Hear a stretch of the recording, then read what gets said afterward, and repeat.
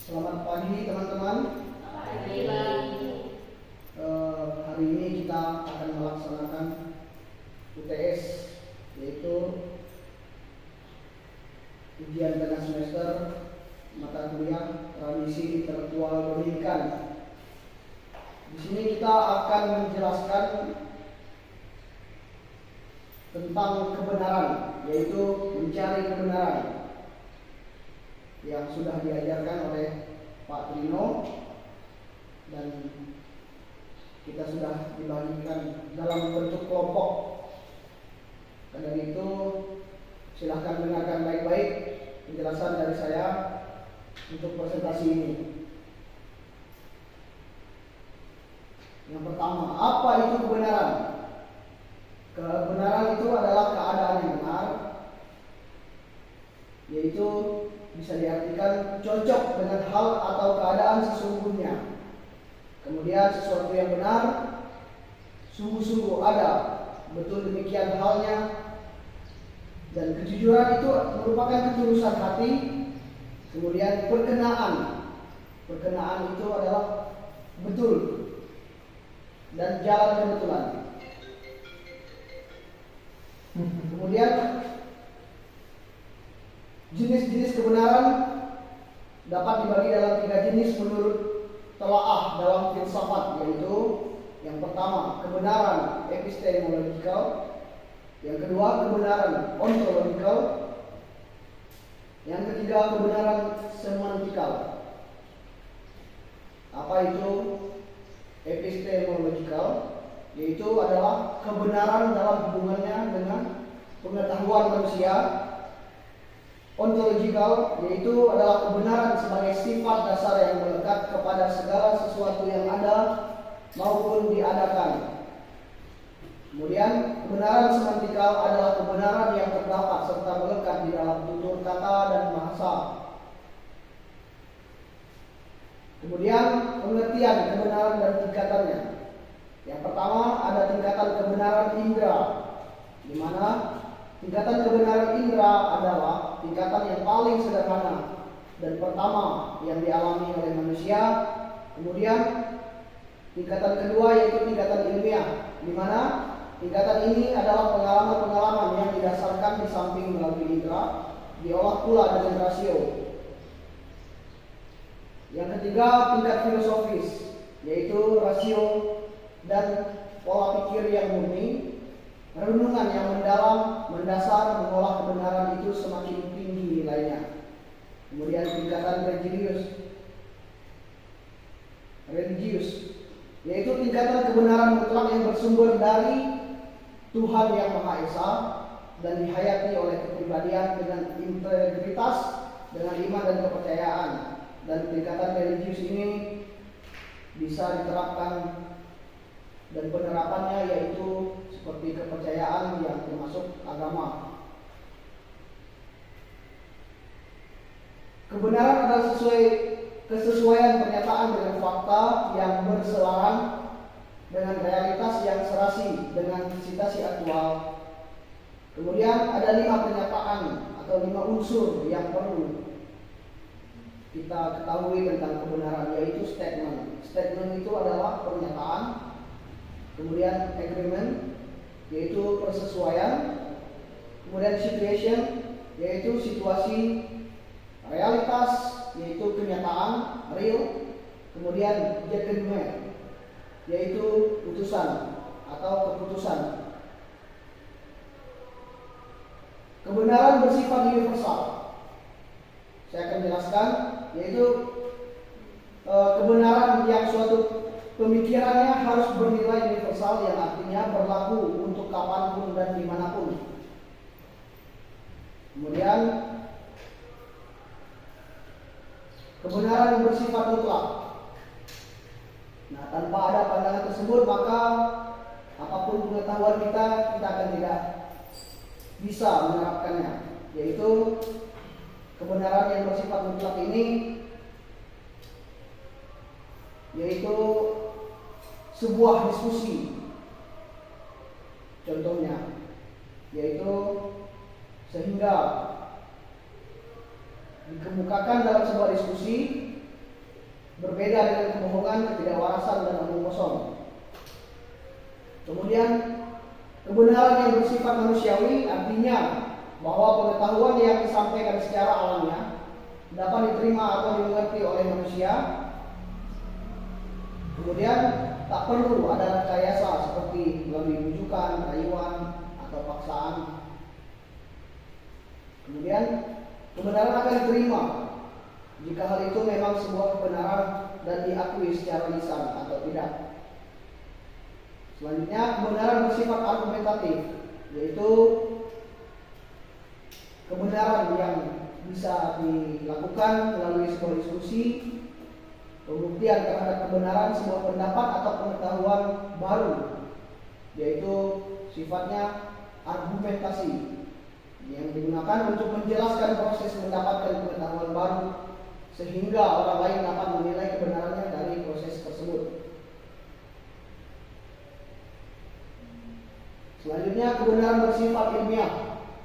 Nah, ini dimaksudkan agar kebenaran suatu pengetahuan dapat dibuktikan oleh orang lain bahwa pengetahuan tersebut sesuai dengan kenyataan yang ada.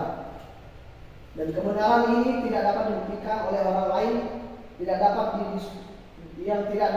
ikut berdiskusi. Artinya bahwa kebenaran tersebut tidak dapat dihukumi untuk orang lain. Kemudian kesimpulannya ialah kebenaran itu sangat ditentukan oleh potensi subjek, kemudian pula tingkatan fragilitas.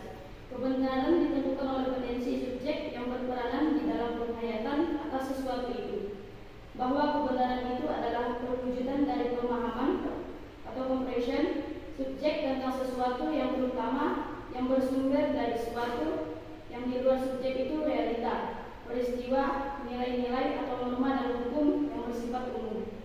Kemudian wujud kebenaran itu ada yang berupa penghayatan lahiriah, jasmania, indra, ada yang berupa ide-ide yang merupakan pemahaman potensi subjek atau mental, rasio, dan intelektual.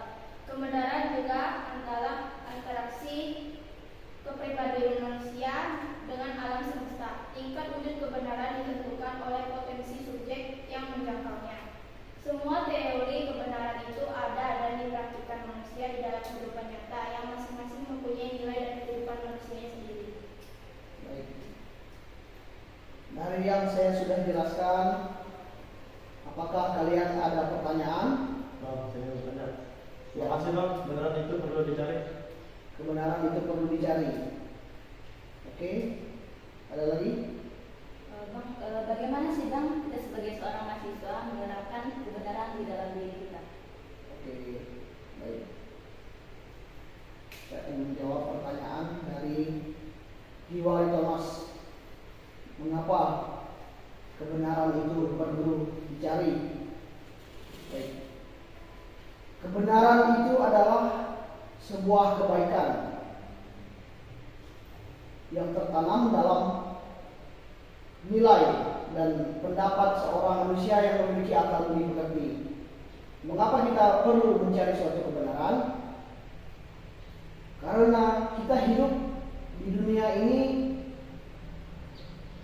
mempunyai tugas dan melaksanakan segala apa yang akan kita lakukan untuk menjalani hidup. Dan tujuannya kebenaran itu adalah sebagai pegangan diri kita, di mana kita sebagai manusia mempunyai etikat yang tinggi di dalam kehidupan dan punya nilai moral untuk menjalani kehidupan. Nah, kita perlu mencari ini bahwa kebenaran itu sebagai acuan kita untuk menghadapi situasi yang tidak baik. Misalnya, kita mempunyai masalah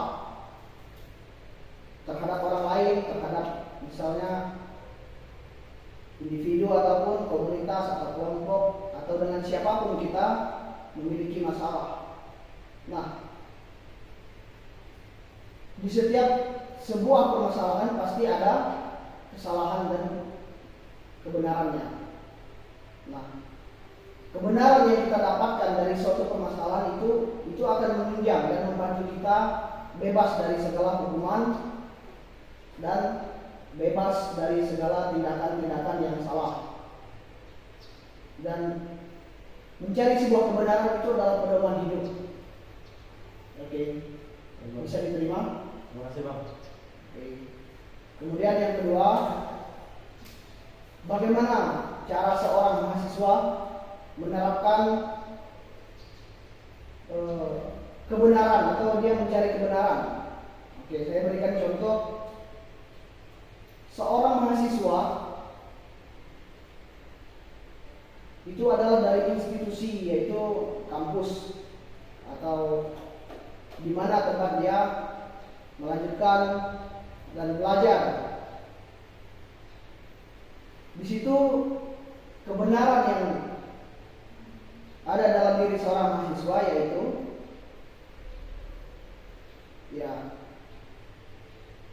dia tahu tugasnya sebagai seorang mahasiswa, kemudian tahu bahwa sadar akan tugasnya, bahwa seorang mahasiswa harus apa, misalnya belajar. Akan tetapi kebenaran itu bukanlah unsur paksaan, melainkan dari dorongan hati yang sungguh-sungguh untuk belajar.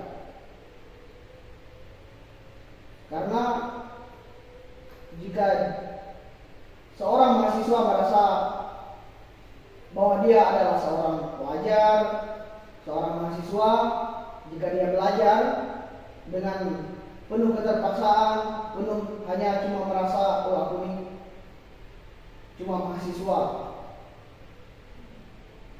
dan tugasku adalah belajar. Dan jangan pernah menganggap bahwa seorang mahasiswa itu punya tugas untuk belajar. Tapi sadarlah bahwa aku adalah seorang pelajar dan kebenaran yang harus kulakukan adalah belajar. Nah, seperti itu contoh yang pertama. Kemudian bagaimana menerapkan itu di sebuah institusi kampus ataupun di komunitas.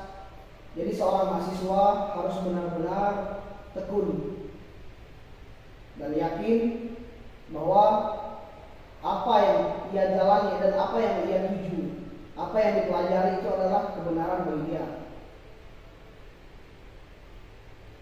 Nah, cara menerapkannya, seorang mahasiswa ini betul-betul harus merasa punya nilai tanggung jawab yang tinggi, tanpa dia harus merasa bahwa aku ini adalah seorang yang ditugaskan dan menugaskan diri. Tapi mahasiswa harus sadar, betul-betul sadar bahwa ia harus merasakan bahwa aku adalah seorang yang belajar. Jadi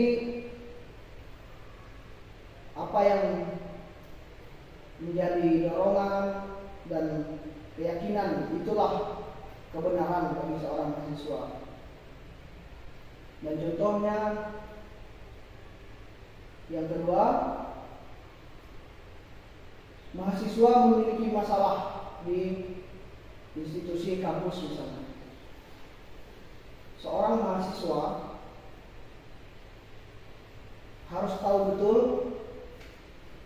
apa yang harus ia lakukan di institusi kampus. Misalnya, seorang mahasiswa punya konflik dengan tim pengajar seperti dosen, dan kebenaran yang harus dilakukan adalah patuh.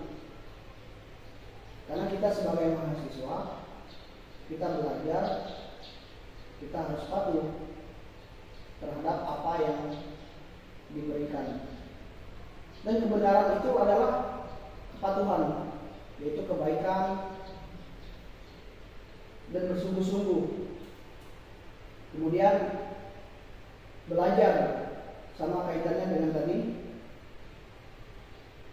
betul-betul dengan ketulusan hati.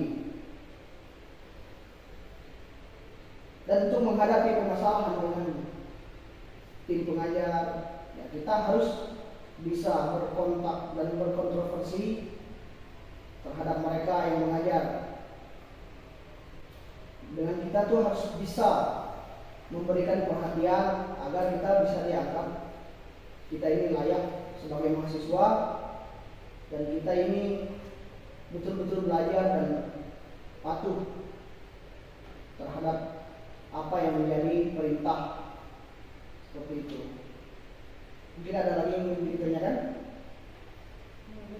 Ada sanggahan? Atau ingin bertanya lagi? Silakan. Sudah. Jadi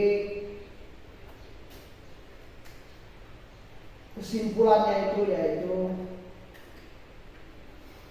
adalah tingkat wujud kebenaran itu sebenarnya ditentukan oleh potensi, yaitu subjek sesuatu yang menjangkaunya. Kemudian semua teori kebenaran itu ada dan dipraktikkan oleh manusia di dalam kehidupan nyata, yang mana masing-masing mempunyai nilai di dalam kehidupan manusia.